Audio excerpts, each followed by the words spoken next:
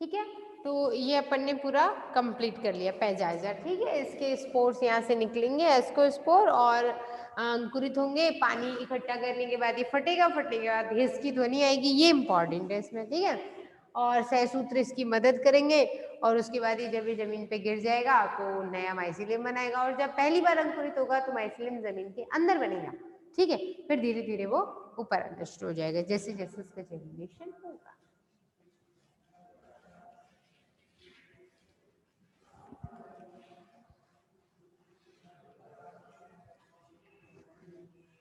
तो पैजाइजा की कहानी यहाँ पे हो गई पूरी। ठीक है, पैजाइजा की कहानी पूरी होने के बाद नया अपने पास एक फंगस अपने कोर्स में एस्परजिलस। ठीक है, हम सब लोग बहुत अच्छे से फैमिलियर हैं एस्परजिलस से, क्योंकि इसकी बहुत सारी जातियां जो हैं वो हमारे लिए इकोनॉमिक इम्पोर्टेंस वाली है। ठीक है, मतलब कुछ फायदेमंद भी है वो जातियां और कुछ नुकसानदायक भी है। ठीक है, ये वाइट कलर का है ना, सफेद से रंग में होता है जनरली, लेकिन जब जनन अवस्था आती है तो थोड़ा ये भूरा नीला इस तरीके की कॉलोनी के तौर पे दिखाई देता है। ठीक, अब एस्परजिलस की कंडीशन क्या है, सबसे पहले हम लोग क्या पढ़ेंगे कि वो कहाँ कैसे देखने में है ना, पहले हमें पता तो चले, पहचानने में तो आए। जनरली उसे ब्लू ग्रीन मोल्ड कहते हैं, क्योंकि नीले या हरे रंग में इसकी उपस्थिति देखने को मिलती है। ठीक है, कागज पर या गीले चमड़े पर, गोबर पर, सड़ी हुई लकड़ी जो होती है, या फल जो है, अचार, मुरब्बे, ये सब जातियां जो है एस्परजिलस की ही बर्बाद करती है। ठीक है, क्योंकि आपको पता होगा एस्परजिलस की कुछ जातियां माइकोसिस या एस्परजिलोसिस रोग उत्पन्न कर देती है जंतुओं में या फिर मनुष्यों में। ठीक है, माइकोसिस या फिर एस्परजिलोसिस। ठीक है, एस्परजिलस की।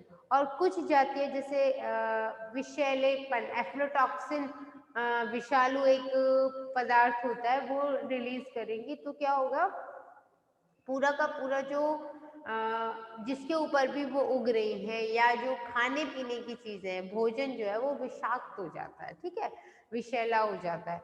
लेकिन कुछ एस्परजिलस की ऐसी भी जातियां होती हैं जो फायदेमंद होती है, जैसे उनसे ब्यूट्रिक एसिड वगैरह निकाला जाता है। ठीक है, तो सिट्रिक एसिड या फिर अल्कोहल के निर्माण में है ना, या फिर कार्बनिक ऑर्गेनिक अम्ल जो होते हैं उनके निर्माण में, या फिर कुछ प्रतिजैविक यानी एंटीबायोटिक बनाने में, कुछ एंजाइम्स बनाने में भी एस्परजिलस ओराइजी अल्कोहल के निर्माण में होती है। एस्परजिलस नाइगर सिट्रिक एसिड बनाने में काम में आती है। ठीक है, लेकिन एस्परजिलस फ्लेवस एफ्लोटॉक्सिन उत्पन्न करने की वजह से खाद्य पदार्थों को खराब कर देती है। ठीक है, लेकिन एस्परजिलस फ्यूमिगेट्स और एस्परजिलस नाइगर, नाइगर दोनों जगह, हाँ देखो, सिट्रिक एसिड को बनाने में भी काम में आ रहा है, लेकिन अगर जंतुओं के शरीर पर आ जाए तो वो माइकोसिस या एस्परजिलोसिस रोग बना देता है। ठीक है, तो सबसे पहले देखते हैं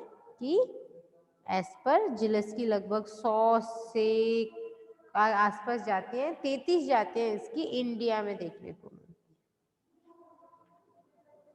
है। तो उसको भी हम ऐसे ही पढ़ेंगे, है ना, वर्गीकरण देखेंगे उसका, फिर उसके बाद प्राप्ति स्थल देखेंगे कहाँ कैसे होता है। तो सबसे पहले देखते हैं आइडेंटिफिकेशन, कैसे पहचानें नॉन एस्परजिलस। ठीक है, क्या है, क्या पढ़ रहे हैं हम, एस्परजिलस।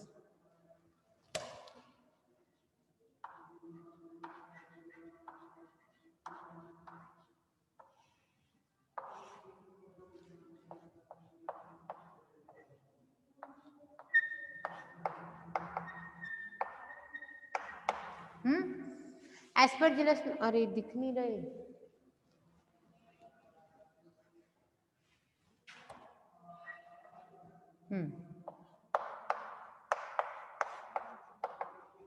सबसे पहले देखें कि प्राप्ति स्थल कहाँ है। सड़ी हुई लकड़ी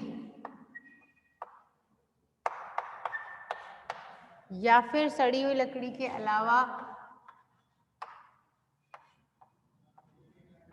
गीला चमड़ा। ठीक है, या फिर ये कागज के ऊपर, ठीक है, फल,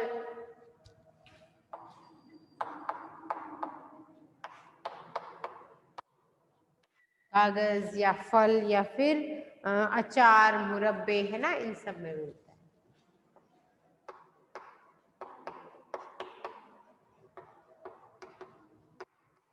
इन सब के ऊपर देखने को मिलता है, ठीक है। अब उसके बाद प्राप्ति स्थल के बाद देखेंगे कि इसका वर्गीकरण कैसे। अगर एस्परजिलस कभी याद ना रहे, है ना, कैसी शक्ल सूरत थी,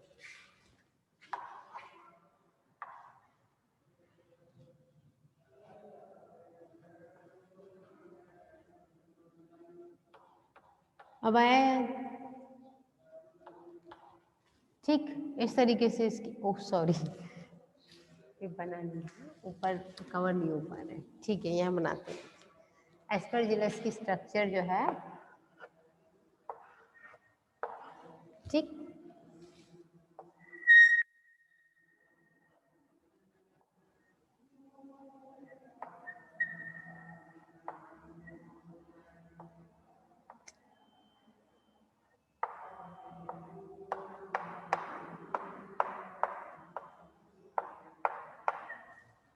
क्लियर हो गई बात?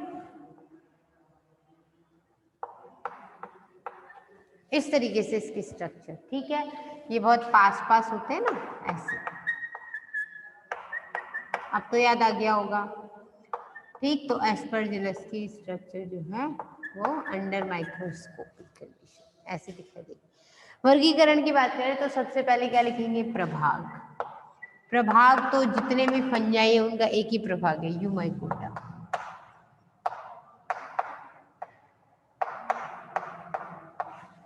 ठीक है।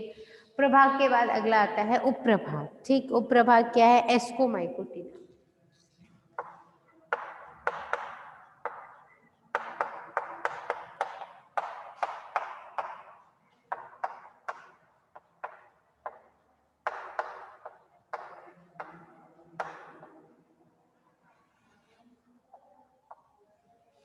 ठीक है।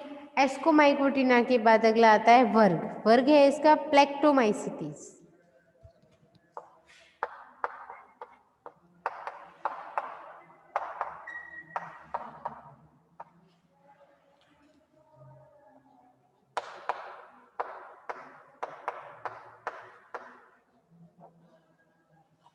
प्लेक्टोमाइसिटीज, ठीक। वर्ग के बाद अगला आता है गण। गण यूरोशियंस,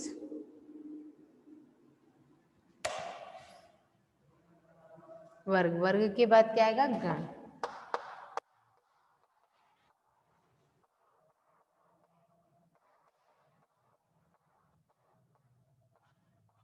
यूरोशियल्स, ठीक।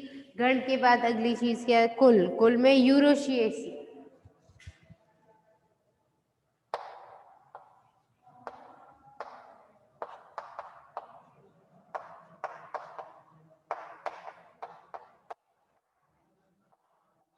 ठीक है। यूरोशिएसी के बाद अगला आता है इसका वंश। वंश को कहते हैं यूरोशियम या एस्परजिलस।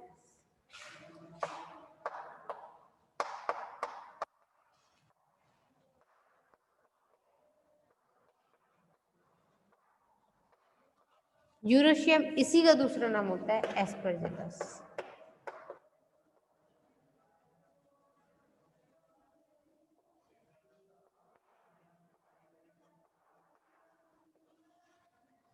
ठीक है, एस्परजिलस। अब उसके बाद ये इसका वर्गीकरण हो गया। वर्गीकरण के बाद आगे हम पढ़ेंगे कि इसका थैलस कैसा होता है, ठीक है।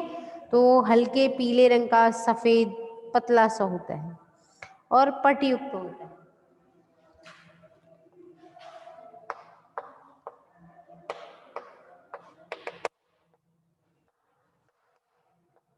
श्वेत होता है या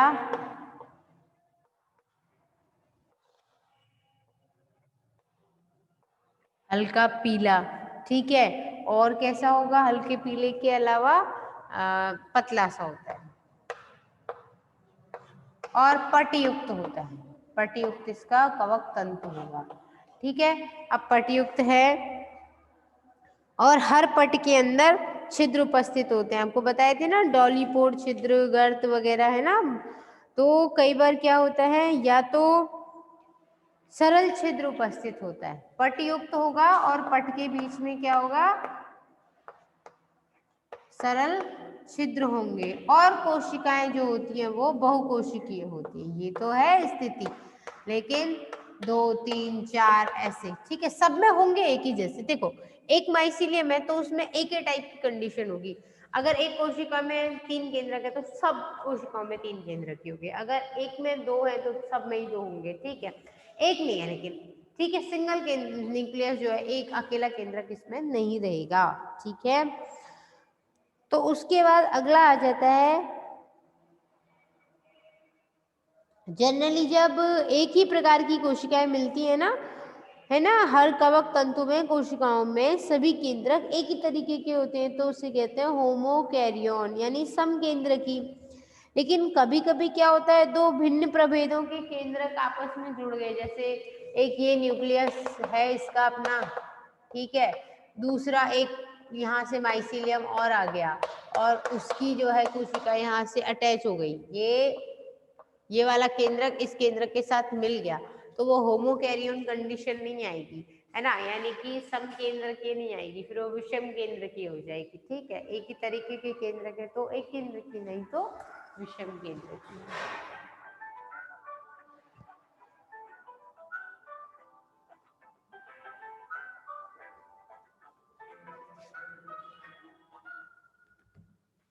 ठीक है, तो इसके बाद अब आगे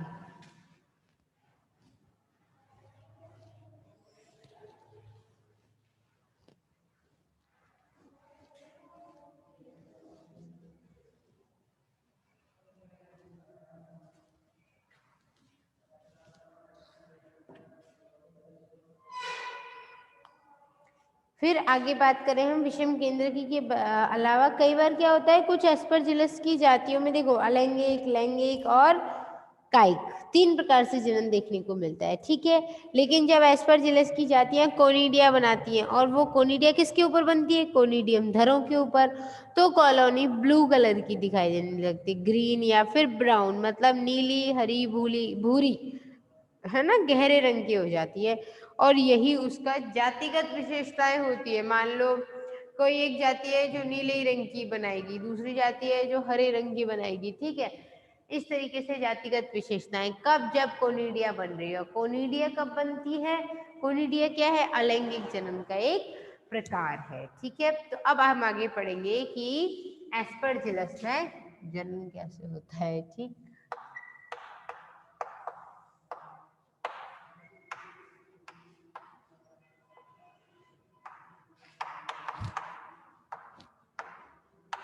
ठीक है, एस्परजिलस में जनन के 2 तरीके, 3 साल,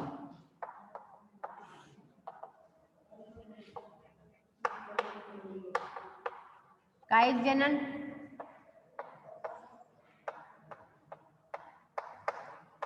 अलैंगिक जनन, और अगला आता है लैंगिक, ठीक है। कायिक जनन की बात करें तो कायिक जनन में क्या होगा, विखंडन हो जाएगा, ठीक है। कवक जाल कहीं से भी कोई भी एक खंड विखंडित हो जाए तो वो नए कवक जाल का निर्माण कर देता है, यानी इसमें एक ही विधि है, क्या, विखंडन द्वारा, ठीक है। उसके बाद अगला आता है अलैंगिक जनन। अलैंगिक जनन जो होता है वो हमेशा कोनिडिया के द्वारा होगा,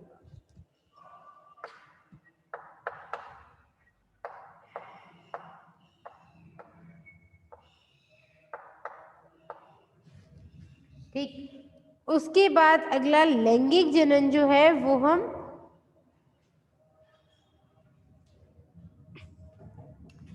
डिटेल में पढ़ेंगे, ठीक है। लैंगिक जनन के दौरान ज्यादातर जातियां जो है उनमें लैंगिक जनन बहुत कम जातियों में पाया जाता है, ज्यादातर जातियों में नहीं पाया जाता है, या कुछ में क्या हो गया है कि लैंगिक क्षमता नष्ट हो जाती है धीरे धीरे, ठीक है।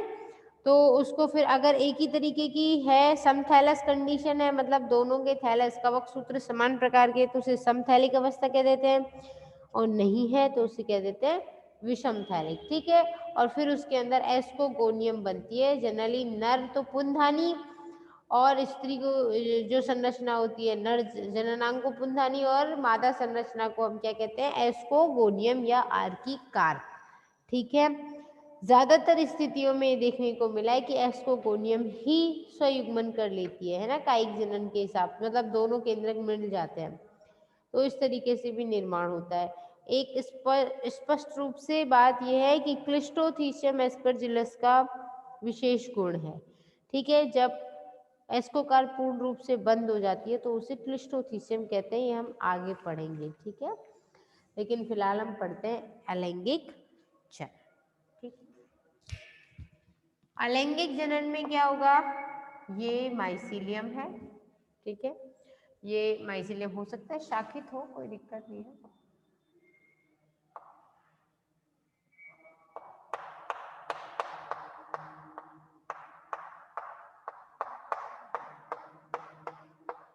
ये इस तरीके से शाखित स्थिति आ गई। उसके बाद क्या होगा, इसमें कोई एक कोशिका जो है वो पाद कोशिका यानी फूड सेल की तरह से काम करेगी, ठीक है। और फूड सेल का मतलब क्या होगा, वो आगे एक मोटी भित्ति युक्त कोशिका होती है, ठीक है। ये क्या करेगी, कोई एक कोशिका, कोई सी भी आपकी इच्छा के अनुसार, ये वाली मान ली आपने, ठीक है। तो ये कोशिका क्या करेगी, आगे ऐसे कवक, इसका जो जीव द्रव्य है वो सघन हो गया, सघन होने के बाद ये यहाँ से ऐसी संरचना बनाएगी और फिर ये खोल मुग्धर के आकार का हो जाएगा, इसे बोलेंगे कोनिडियम धर। और कोनिडियम धर के ऊपर फिर धीरे धीरे ऐसी संरचना बनेगी, उसे बोलेंगे कोनिडिया, ठीक है। यहाँ जो संरचना बनती है अंगुली जैसी है उसे प्रांगुल बोलते हैं, और प्रांगुल को अंग्रेजी में कहते हैं स्टेरिगमेटा, ठीक है। और स्टेरिगमेटा के बाद ऊपर जो है ये तो क्या बनेंगे, प्रांगुल, ठीक। और प्रांगुल के बाद देखो इधर ये कोई माइसीलियम है, ठीक है। इसकी कोई एक कोशिका बड़ी हो गई, बड़ी होने के बाद उस कोशिका ने ऐसे मुग्धर के आकार की एक संरचना बना दी। ये इस सेल को क्या बोलेंगे, फूड सेल, ठीक है। ये जो है इसको बोलेंगे वेसिकल या रसधानी। वेसिकल के ऊपर यहाँ ये अंगुली जैसे उभार बन जाते हैं,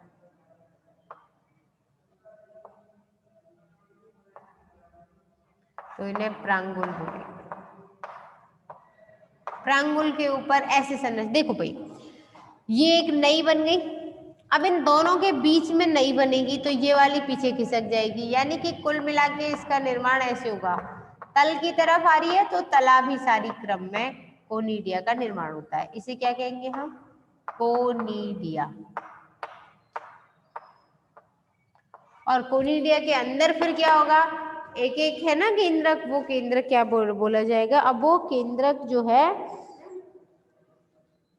वो तलाभिसारी क्रम में बना, और वो केंद्रक फिर पहले बहुकेंद्र की अवस्था चल रही थी ना सब जगह, तो अब इसमें कोनिडिया का निर्माण जो है वो कोनिडियोस्पोर बनाएगा, ठीक है। कंटकमय संरचना होगी, बाहर बाह्यचोल और अंतःचोल होगा, ठीक है। और नीले हरे भूरे काले रंग के जो है कोनिडिया देखने को मिलते हैं, और फिर वायु के द्वारा कोनिडिया का प्रकीर्णन हो जाता है और तुरंत वो जमीन पर गिर के अंकुरित हो जाते हैं, ठीक है। ये है इसका लैंगिक जनन। लैंगिक हम कल पढ़ेंगे।